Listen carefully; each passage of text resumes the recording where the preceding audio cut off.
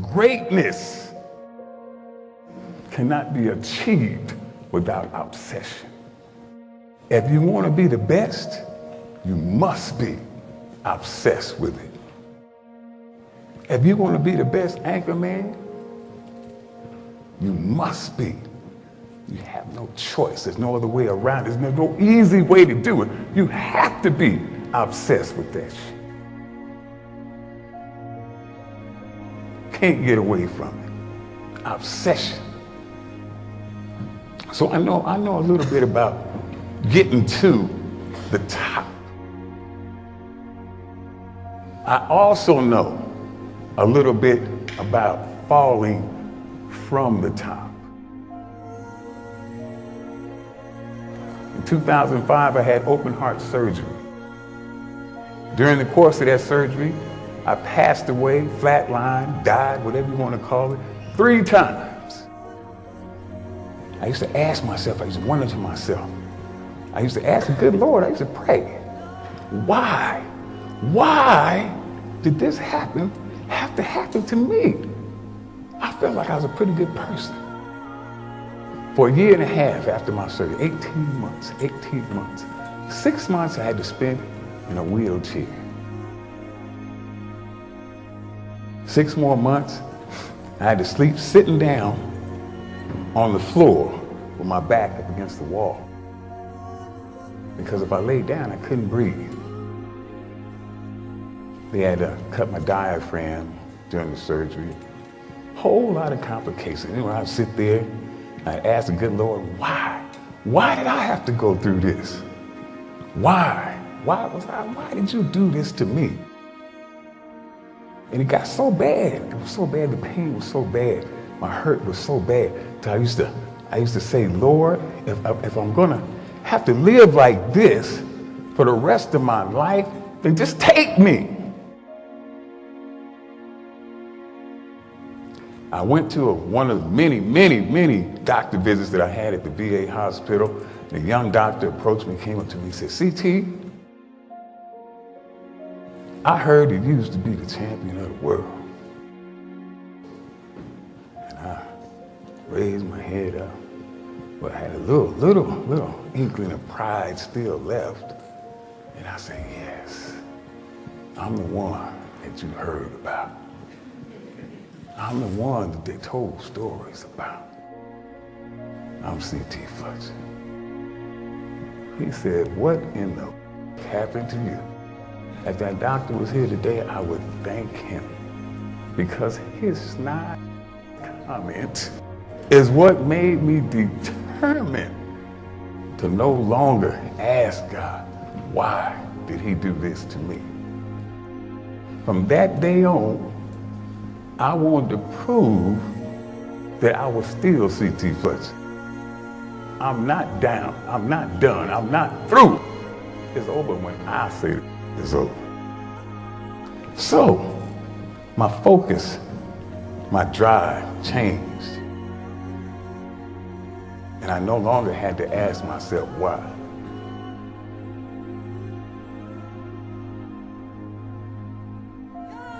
So I tell you today, I called, when I was preparing to be the world champion, when I wanted to be the champion, I called it my magnificent obsession. I was magnificently obsessed with being the best. I stand here today and I tell you, I have a new magnificent obsession.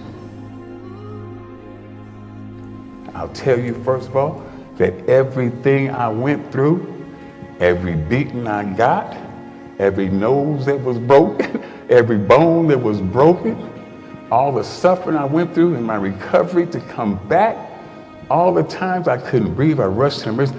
It was all, every minute of it was worth it.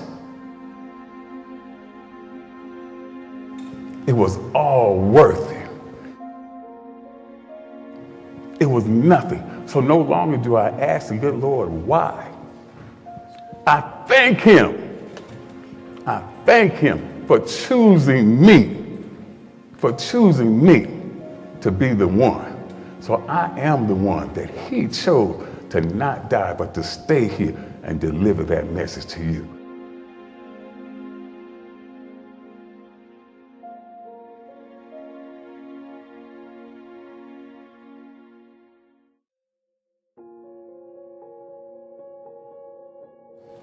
I used to walk into a competition and I would say, I am the one.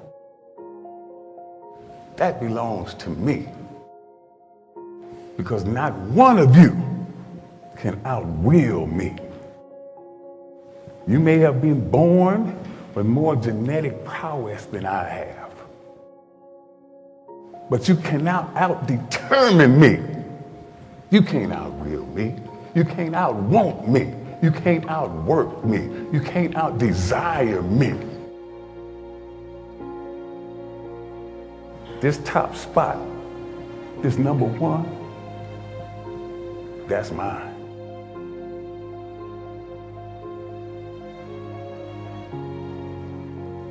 Every time I go to the doctor, they tell me what I shouldn't be doing and what I should be doing and what I won't do and what I can't do. And I politely go out and do whatever I want to do. And I'm gonna do that until they throw dirt on top of me. This is my life. And I choose to live it the way I want to live it. It's impossible. I've heard that so many times. It's just impossible. It can't be done. Anytime that you give your best effort, that you give everything that you possibly can give, there is satisfaction in knowing that I did my absolute best. I did all I could do. There's victory in that. There's satisfaction in that. Have you ever went out for something or tried to do something, and when you got home quietly in your room, you knew that you had that much more that you could have gave, but you didn't want to look ugly in the face because your girlfriend was looking or your boyfriend was looking. You didn't want to frown up like that and look, embarrass yourself. So I held back a little bit. Then you know, in your heart, you did not give everything that you had. And you don't know if nobody else knows. You'll know, oh man, I could have done a little better than that. I could have tried a little harder. And if I had, I promise you that you would have been satisfied with your effort. Effort is so important. It is so important, the effort that you give. My last competition, I was unsuccessful in my attempt, but I consider it my greatest competition. Why, CT? You didn't get it. Because the day before that competition, my doctor looked me in the face and he said, if you go out there and you try to bench press 705 pounds, it's gonna kill you. Your valve is too weak, it'll be too much of a strain, it will explode right there on the stage and you're gonna die in front of all them people. That's my doctor told me that.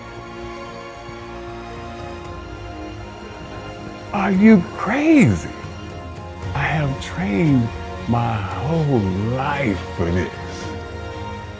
I have devoted my life to this. This is the reason for my existence. This is why I am here.